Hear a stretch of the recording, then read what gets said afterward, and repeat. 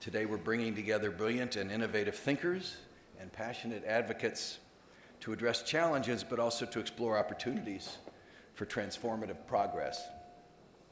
Together we seek to uncover actionable insights, to celebrate successes where we find them, and to foster meaningful collaborations that can contribute to resilient and prosperous Africa. I'm honored to be able to guide this discussion among a very impressive two sets of impressive panelists. So thank you all for joining, and I'm eager to get into what I know will be an enriching conversation. Our intention had been to begin with keynote remarks from the Honorable Minister of Agriculture from Liberia. She's not yet here, but we're going to be flexible. We'll start the first panel, and if she arrives, we'll have her speak between the panels. If she arrives after that, we'll have her speak after the second panel. So if I can ask the first panel of five, William Warshauer, there you are, Nancy Rapondo, Divine Notikium, Tendai Marisa may or may not be here, do you know? Nope, okay. And then Juan Lucas Restrepo. Any seats you'd like? There will actually be four of us, there we are. And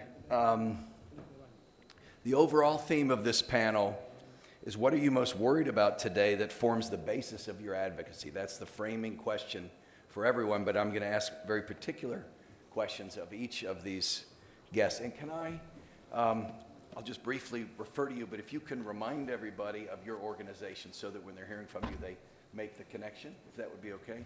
And William, I'm going to be starting with you. Is it Bill or William? Will, okay, neither. So the first question is for Will Warshauer, who's the president and CEO of TechnoServe, which many of you may know works with African and global food businesses to create more resilient, inclusive, and sustainable food systems. Will, can you share examples of successful projects that have engaged the private sector, and then take it wherever you'd like to go? Great, thank you, David. Can people hear me all right? Can everyone hear him? I'll turn mine off. Placement for the mic.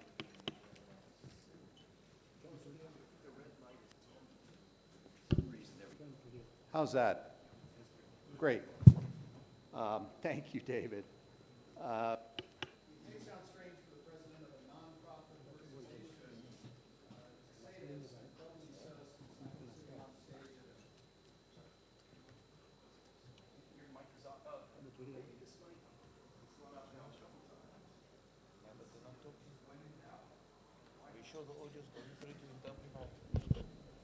Okay. Thank you, Nalin. Yes, sure. We're going to Test. pass the mic. Great. Wow, this looks authoritative now. Great. So, as I was saying, it may seem a little bit odd for the president of a nonprofit organization to say this, and doubly so since I'm sitting on stage at a civil society forum. But I do need to tell you that not enough attention is being paid to the role of the private sector in transforming food systems. Now, why do I say this? Well, think about who sits at the center of the value chain with the opportunity to positively impact both the farmer and the end consumer. Agribusinesses. Who remains active in the food systems long after donor projects end? Also agribusinesses. Who can channel private sector investment to promote regenerative agriculture and the inclusive supply chains? Yes, you guessed it, it's agribusinesses. And so that's why when we at TechnoServe doubled down on food systems transformation as a key part of our new strategy, we knew that working with agribusinesses would be critical. Now, this became crystal clear to all of us during the pandemic, which tested the resilience of local food systems. The FAO estimates that the pandemic pushed 120 million people into hunger, mostly because of the disruptions to the center of the supply chain. And these disruptions were widespread. During the height of the pandemic, we at TechnoServe surveyed African food processors, and fully 3/4 of them reported challenges with sales and distribution, and 2/3 of them reported challenges in supply. So I've taken what's keeping me up at night, David, but you asked me about success stories, and Agnes challenged us all to focus on solutions, and so I want to give 2 quick examples. The first is a woman named Severina Makateba, and for nearly a decade, she has built up her business called the AA Nafaka Store Supply Limited right here in Tanzania, producing cooking oil, fortified maize flour, and polished rice. And as much as she could, she sourced from smallholder farmers. Then the pandemic hit. The schools where she distributed a lot of her products were closed. Transportation restrictions made it difficult for her to sell her products in other regions. And with her 2 big markets gone, Nafaka was really suffering. These struggles, of course, had ripple effects. Her purchases from smallholder farmers fell by 60%.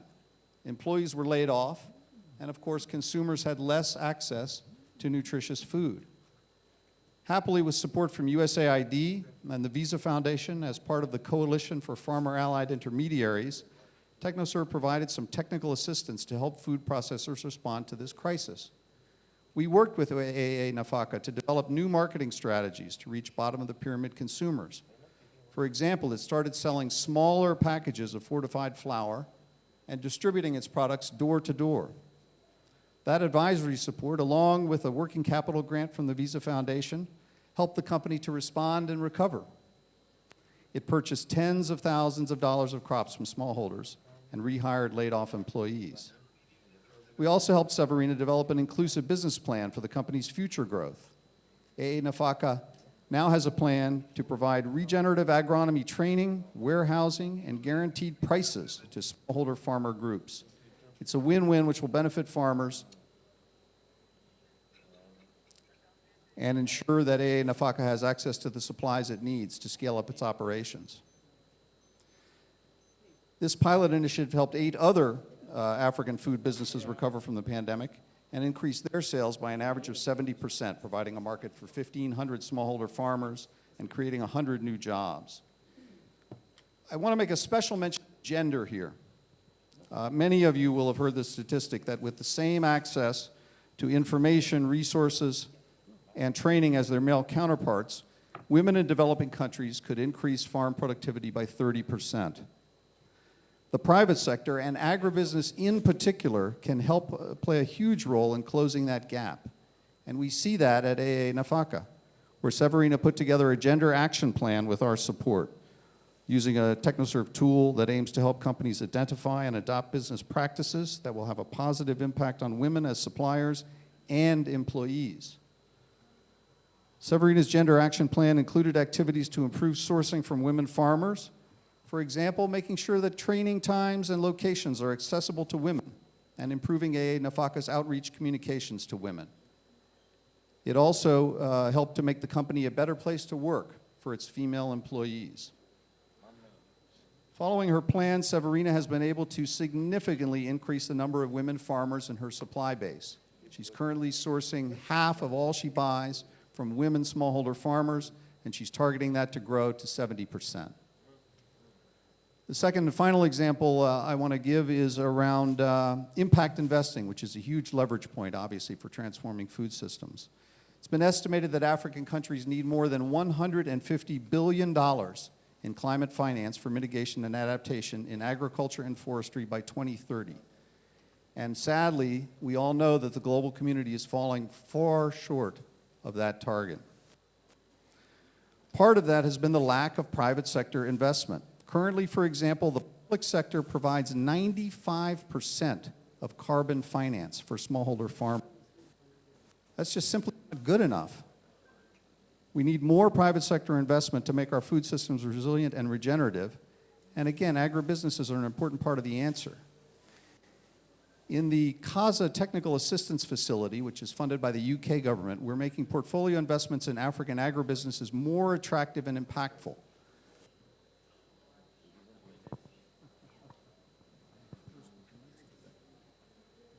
To have, no? Okay, great, sorry. We are providing technical assistance to agribusinesses receiving investments, and the assistance is designed both to improve the core business operations, thus reducing the risk to investors and drawing in more investment, while supporting the development of inclusive, regenerative business plans that create environmental and social benefits. For example, CASA has been working with Kenya's largest coconut processor, KenTaste, which produces coconut milk, cream, oil, and flour. Now, the company currently sources from about 3,000 farmers, but that's just a fraction of the farmers in coastal Kenya producing coconuts. It has received investments to dramatically scale up its production, but that will require finding a way to source from more smallholders and help those farmers adopt regenerative practices. So we've helped KenTaste in 3 ways. We've helped them set up a network of buying agents. We've helped them to train farmers, both in person and online, in regenerative practices. And we've created a process to convert coconut husk into biochar. Not only does this reduce waste, it helps farmers increase their soil health and achieve very positive climate impacts. So 2 success stories among a growing number around the continent. And we see time and again that whether it's supporting African food companies like the 2 I mentioned, and I want to give a shout out that both AA Nafaka and KenTaste are represented here at this meeting. You can see them around, and you can also find them at the expo. We are also working with multinational companies as well to help them live up to their climate commitments. But any way you slice it, the private sector is absolutely crucial to the transformation of food systems. And that's why it's so great to see the strong participation of business at this summit. It's important for us in civil society, or those of us who work for governments, to coordinate and align with the private sector. The changes we need to make in our African food systems to make them more inclusive, more regenerative, and more nutritional are going to take extraordinary amount of coordination across sectors and a high level of investment and involvement from the private sector. Thank you. Thank you, Will. Thank you for reminding us of the importance of the private sector and starting us off with some positive stories to tell, and people who we may want to meet while we're here.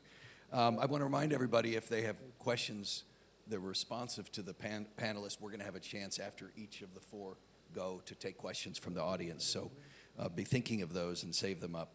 Our next panelist is Nancy Rapondo from the African Food Futures. She is the African Food Futures lead for the World Wild Fund for Nature, WWF, formerly World Wildlife Fund. Yes, okay. And WWF plays a crucial role in biodiversity conservation, I'm sure, as many of you know.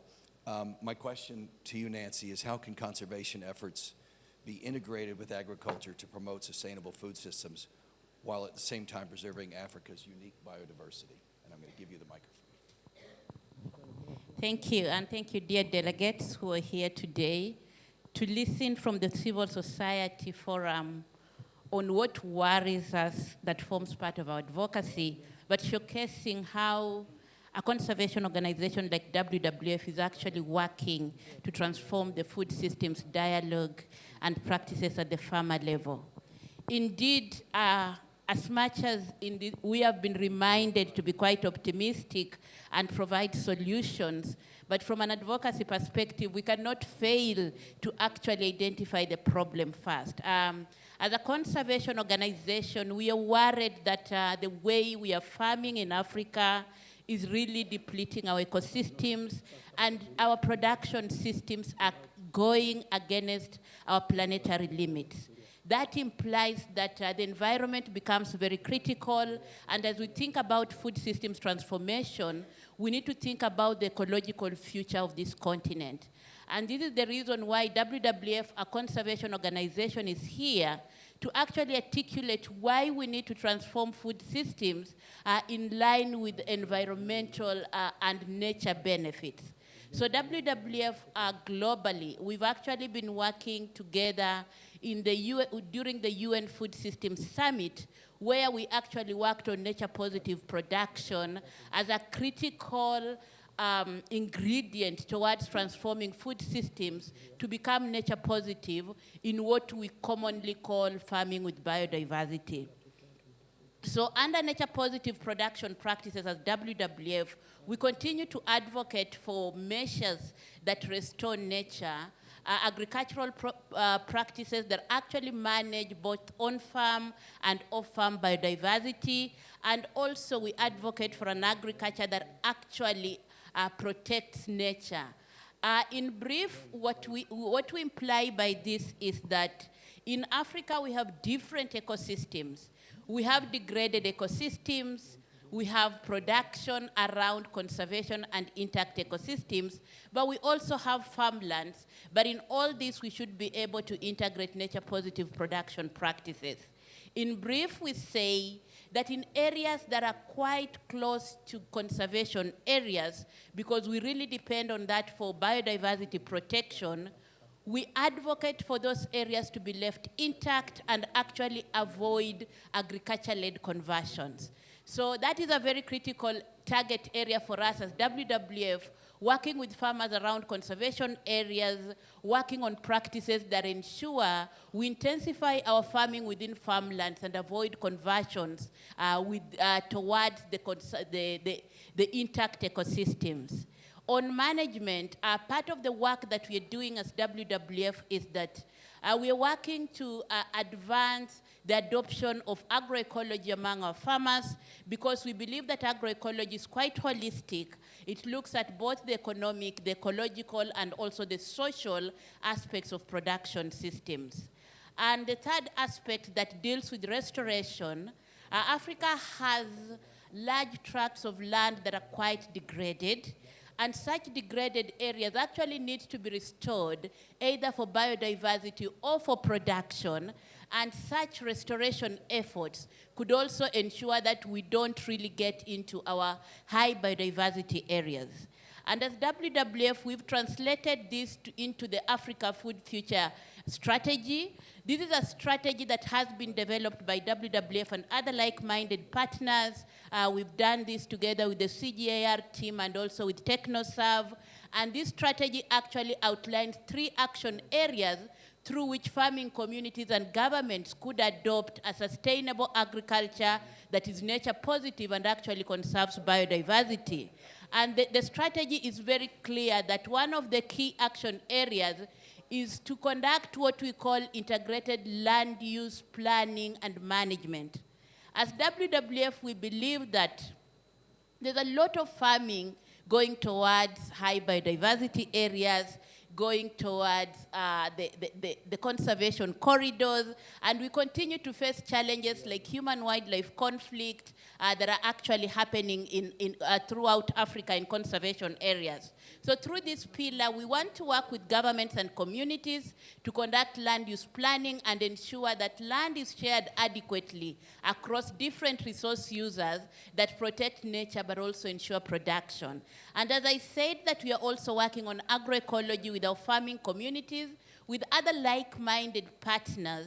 We are working to advance these as a holistic approaches where on-farm biodiversity is protected, and also working to ensure that off-farm biodiversity is also spared and left to thrive. We're also working with TechnoServe. Thanks for Will, who is here. We're working with them on what we call sustainable value chains. We want to call upon investors to invest more in sustainable value chains that actually have a reduced food footprint. What we mean by a reduced food footprint by WWF, we imply that we want food that has a less, produces less greenhouse gases, but we are also looking at food systems that are biodiversity friendly, a food system that does not degrade biodiversity. So thank you so much. I just wanted to bring out our worries and also the solutions that we've adopted as WWF towards putting our food system towards an ecological food future. I want to welcome you to our session on Thursday at the Aba Experiential Maki area, where we shall be launching our Africa Food Future Strategy. And this is a strategy that aims at transforming food systems towards an ecological food future. Karibuni sana, you're highly welcome. Thank you. Thank you, Nancy. And others may not have been surprised, but I was pleased to hear about collaboration between organizations that are both represented on the panel. Youth is very important, a very important component of civil society, and our next panelist, Divine Ntikum, maybe I got it wrong, is the Executive Director of the Climate Smart Agriculture Youth Network Global. So my question, youth engagement is key to sustainable agriculture. How can young advocates influence policymakers and stakeholders to prioritize climate smart agriculture practices and invest in youth-led initiatives? And I'll give you this. The current and future generation is actually the young people. So if they're not being capacitated, if they're not being exposed, if they're not given an enabling environment to share what they already know, it's going to be a challenge. Yeah, the second part of the question, I mean, when we look at capacity strengthening already, because young people, I would say, they already have the capacity. They just need more support, more exposure, and I'm happy that this forum actually gives that enabling environment for young people to share what they're already doing. The third part of my intervention is going to be on experience sharing, because most young people already have the experience. So how do they ensure that their peers are equally fully integrated across the agricultural value chain and transformation? And of course, this experience sharing is going to influence policy, because once they show what they already know doing, it's going to give a positive sense for government to support them concretely. Yeah, the other issue I wanted to equally echo here is national platforms. There are a lot of national platforms, there are a lot of institutions working across board. And equally, right now, we find that at the level of ministries, we have the youth ministries. Within the youth ministries, maybe of agriculture, we have youth focal points. So we need to strengthen this to ensure that the national implementation plan of the agricultural sector is equally valued. And with this, I want to really call upon everyone to look at young people as development partners and not as beneficiaries. Because if they are development partners, you're going to work with them as partners to improve on development and, of course, achieving the SDGs. Yeah, thank you very much.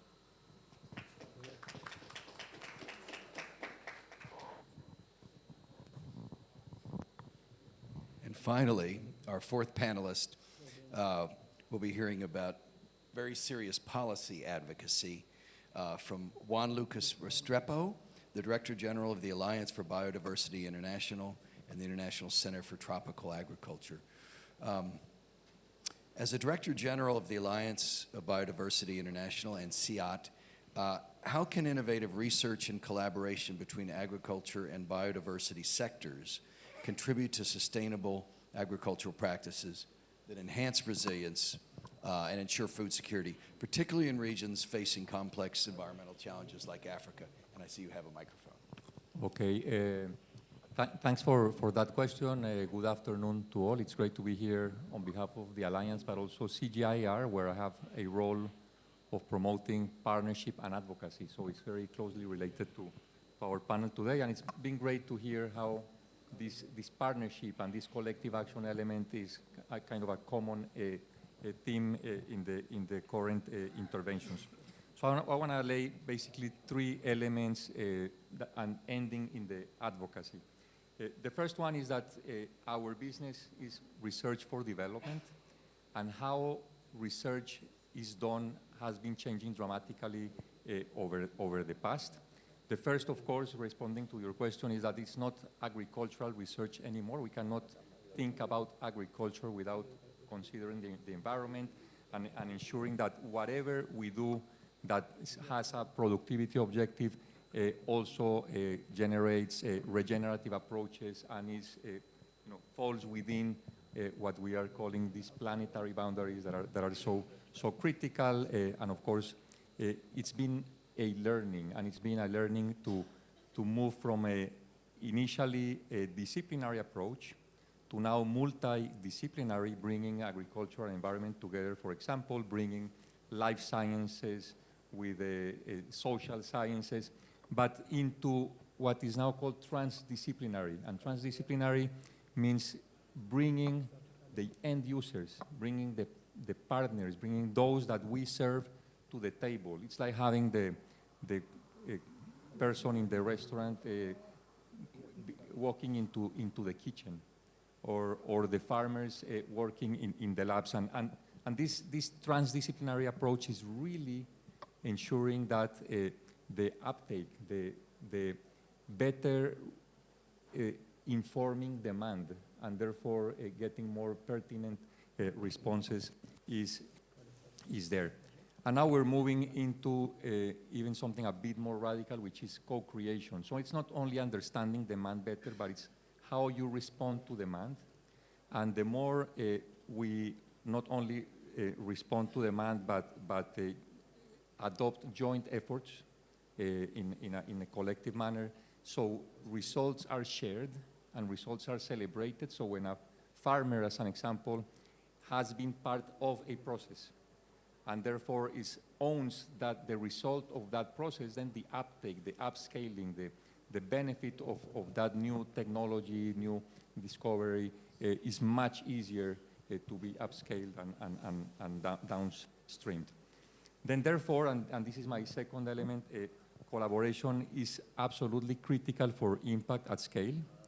And now when you enter this convention, the first thing you see on the left is some beautiful bean varieties that have been promoted by this Pan-African Research Alliance that the Alliance leads, that has been an ongoing effort of partnership for 25 years, which with tremendous success. Only in the last 5 years, 10 million people have accessed iron-rich, zinc-rich, enriched bean varieties. Tanzania exports these beans to another 8, 9 neighboring countries, and the success has been the partnership. The farmer is at the center. The farmer leads. The farmer designs with the scientist what he or she needs in the field to cope with biotic, abiotic stress, etc., but of course also to better serve the market. So this alliance is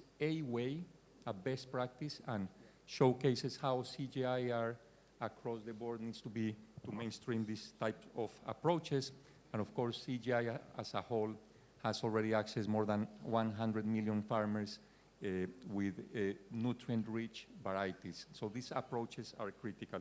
And then, of course, the last comment is on advocacy and the policy advocacy. And what's critical here is that we need to be consistent at all levels. We cannot have a narrative for the farmers that's not the same narrative and the same evidence base we bring to national dialogue or to sub-regional, regional or at the global level. So whatever we do locally is what we are bringing, and this has been a learning process, what we bring to the COP28 of climate, and that's in the works, or what we have done to influence in a positive manner the new biodiversity framework. It's not an agriculture or a climate or a biodiversity narrative, but it's bringing the two together and being consistent from what we do locally to how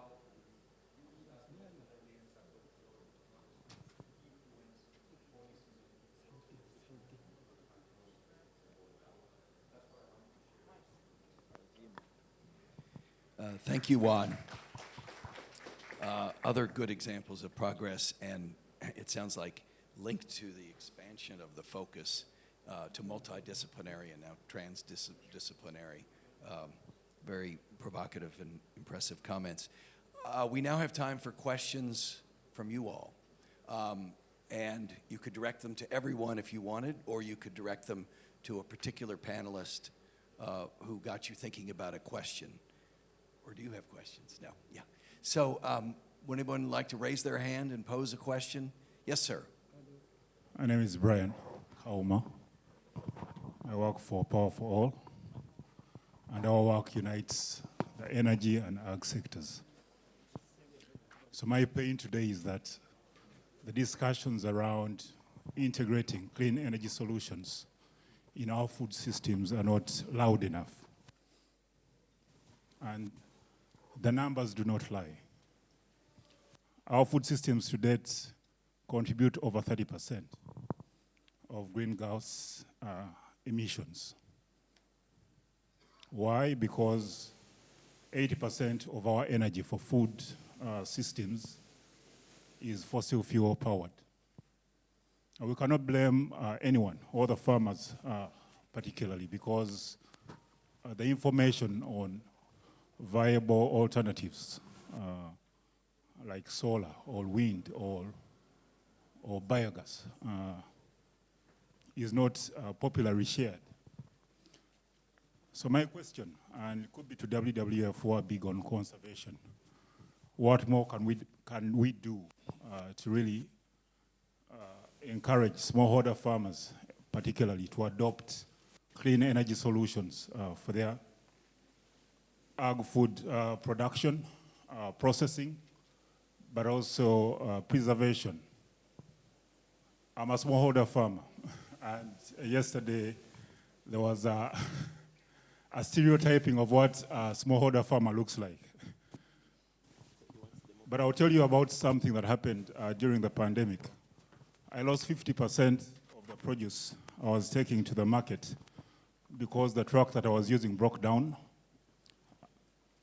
and the restrictions to movement made sure that the mechanic wouldn't get to me in time. Now, that could have changed if, for instance, clean energy solutions that power cold storage, like solar and whatnot, are widely available, especially in the rural communities. So it's really to change the discussion around not how the food system is suffering from climate change, but also how the food system is contributing to climate change and what renewable energy options can do to reverse this, but also make our farmers more resilient in the face of this really global crisis. Thank you. Thank you. See, are you? Thank you so much, our great farmer. I would like to say that it is true that there is a lot of discussion around the food and energy nexus, which for us as WWF is a true win for biodiversity and nature. And the reality is that without even just thinking about mechanization, when we are thinking about cooking food in Africa, it's actually a lot of forests being brought down so that we actually cook food. And so that discussion around energy, renewable energy and food is a very critical discussion. And I just want to say it's a good add-on to our advocacy today so that this is a critical point to be taken up as we push for food systems transformation. Let us not leave out what our delegate talks about in terms of the food and energy nexus. So I do believe that there are a number of solutions that are emerging, like biogas solutions, but I would like to say that there are very limited solutions that are related with mechanization. We are not seeing a lot of electric tractors or solar-powered tractors at the farm level. So we need to go a step higher and get more solutions within the food and energy nexus. Thank you. If I could just add one comment, sir. You may know that COP for the first time this year in Dubai in December is dedicating a day to agriculture. I think it's December 10th, with, as you suggested, a focus not just on the impact of climate on food production, but the impact that food production, our production system has on climate and emissions. So I think the UN Food and Agriculture Organization is going to release a study, a roadmap of what agriculture needs to do to contribute to lowering emissions. And so that may be worth watching, that the world is catching on to the area that you want them to focus on. Any other comments on that question? I hope that there is an opportunity in this area for a lot of African smallholder farmers to leapfrog, just as most Africans have never had a wired phone in their home, but everybody has a wireless in her pocket. The vast majority of African smallholders have no access to irrigation. They'll never have a diesel-powered irrigation system, but hopefully they'll soon have an electric-powered one, powered with clean solar. Appreciate the question. I didn't mean to do that. Can we start with you, sir, and then there, and then there? Thank you. Mr. Victorious Kamuntu, President of Taruchina Cash Growers Association in Tanzania. So my comment is about this is a specific forum for civil society.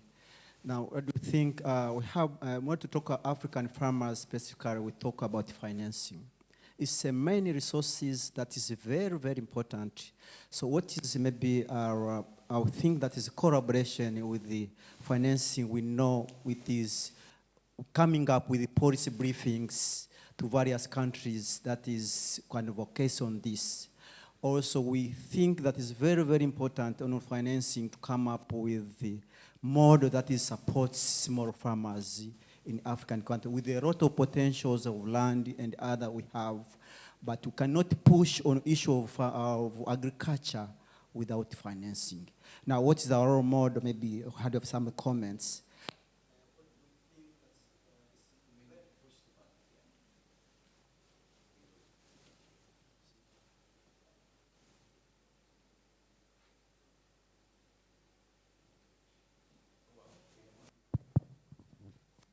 What do you think that is very, very important for we as here delegates to our commitments and with the partners? All the things very, very important about issues that organizing together, come out partnerships on the policy to influence our countries, our given countries to come up with the policies, advocacy to support our small farmers. I'm going to guess, Will, you spoke of having clients, and your clients need access to finance. That perhaps that's one that you might respond to, the challenges of finance. Yeah, again, I would appreciate the question. I think it's exactly on point. There is a problem with access to finance. There are some strategies that have helped. Very familiar one, farmers organizing into farmer business organizations or cooperatives can often gain the scale they need to be able to access local sources of credit that are not available to a single farmer. But the truth is, we have advocated with many kinds of financial institutions across many countries in Africa over many years, making the case for lending to smallholder farmers. And many of those financial institutions are, despite rhetoric to the contrary, often just content to loan in urban and peri-urban areas and sort of take the easiest, safest route. And so it remains a problem, and I think your exhortation for better policy at the government level will have to be a part of expanding the access to finance for a lot of smallholders. Thanks, and I believe Juan has a response as well.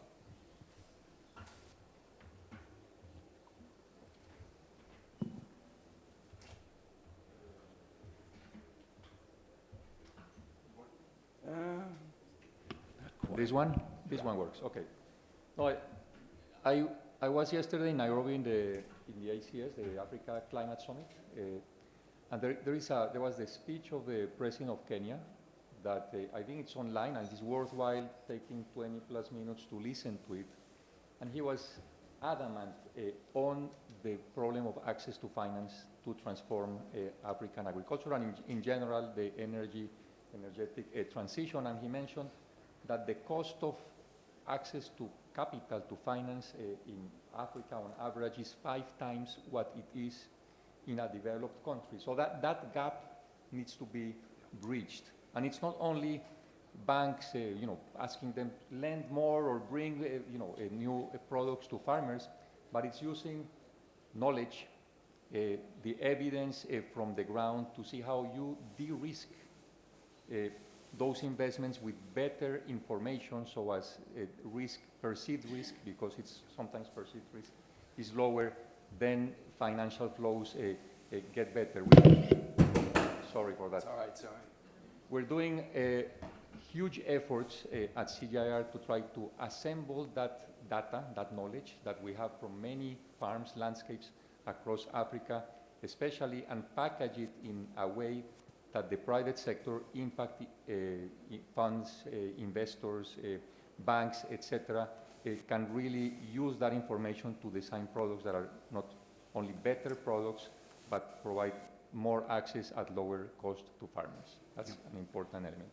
Very good, thank you. I think we have time for 2 more questions at least. You're ready, and then we'll go over there, and then over there. Good afternoon, everybody. I'm Jacob Mignona from IIT, based in DRC, Congo.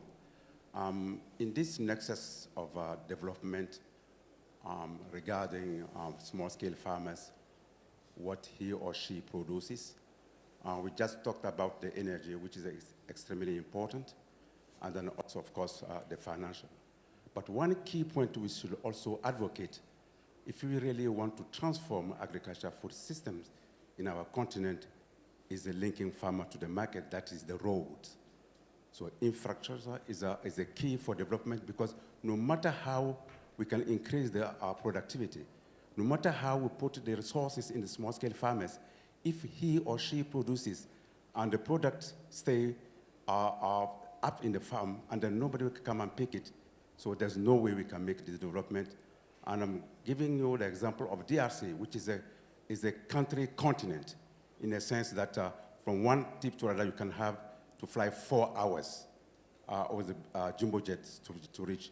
So with a country like that magnitude, areas, and this also applies for almost many African countries, is infrastructure. So I think it's very important as we discuss on how we are going to improve agriculture based on innovations or technology developed by CGR or any other organizations or private sector, because the private sector will not thrive if there's no infrastructure.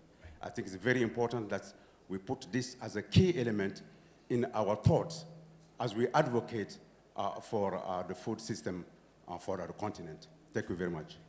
And thank you for reminding us of the importance of getting produce to market, but also the costs paid and post-harvest lost with poor infrastructure. Would anyone like to make a comment on infrastructure and how it relates to their work, other than to agree? Can I acknowledge that was a very good question, but also comments. I think everyone knows that's important. It's in no one's direct responsibility, but I think everybody here thinks about that, and especially those who are close to smallholder farmers know that if they can't get what they produce to market, we're never going to have a well-functioning food system. I think, yes, sir.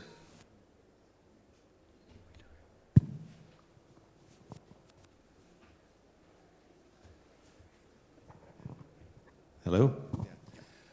Good day. My question is to you, but it's actually to everybody in the room, because I have a deep curiosity about the following. My name is Joost Geit. I come from the African Food Fellowship. I'm the director of that. What I hear here and from the contributions is a very complex set of questions, choices, and needs to turn into strategies and deliverable plans. You have to understand transdisciplinary research. You have to be able to understand the needs of the private sector. You have to be able to match that with the biodiverse food production based on renewable energy, drawing in finance in a way, and you have to know that by the age of 25 and be able to lead. My question for you therefore is, what kind of leadership is necessary to actually be able to drive these kind of initiatives and implement them and take them out of the possibilities and opportunities and nightmares and into changes on the ground? And are you aware of investments and efforts to support this kind of leadership that will drive the transformation we seek and not only hope for? Yep. Thank you. Would anyone like to talk about the role of leadership?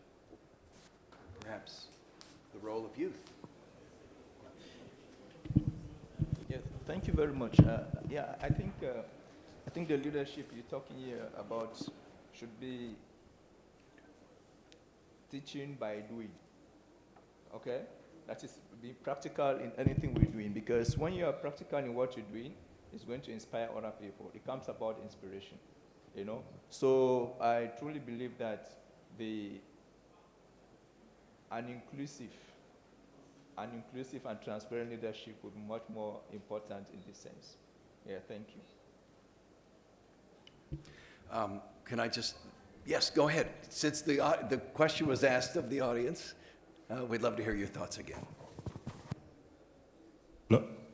Yeah, I think it's important to realize the role of politics in this all. I mean, we looked at the government plans of 54 African countries. Only 46 have got agriculture transformation plans. Of those 46, only 6 have set measurable targets on transforming agriculture using renewables. Now that shows there's progress, but a lot can still be done. Policy drives most of the work in Africa. So that's the commitment from government, but also the role of the civil society is to keep reminding government of some of these priorities. So that's what I would say about the leadership that's needed. Great, thank you. May I also just offer my own comment is perhaps the definition of leadership needs to be made more robust from the traditional role of the person who inspires and motivates and drives an organization to prioritizing to a much greater extent collaboration, because what we're seeing here, both the multidisciplinary aspect as well as the partnership aspect, that the key to connecting all those dots which you described is a partnership across boundaries, and that's an important aspect of leadership. I think we owe the next panel their fair amount of time, so we should take one more. I think I promised you, and then you tell me if I'm wrong, but I think in order to accommodate the next panel, we should probably wind it up after this. No, we're okay. Okay, so we're going to take your question and then yours. Yes, ma'am. Yeah, good afternoon.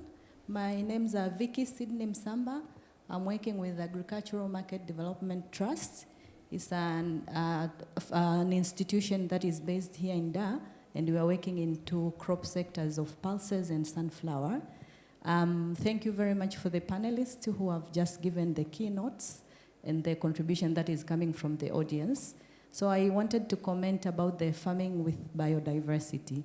At AMDT, we are also doing some climate smart agriculture where we are training farmers on how to uptake some measures that will conserve environment and conserve biodiversity, as we understand the importance of biodiversity in pollinating and the environmental health that we need to recover and regenerate.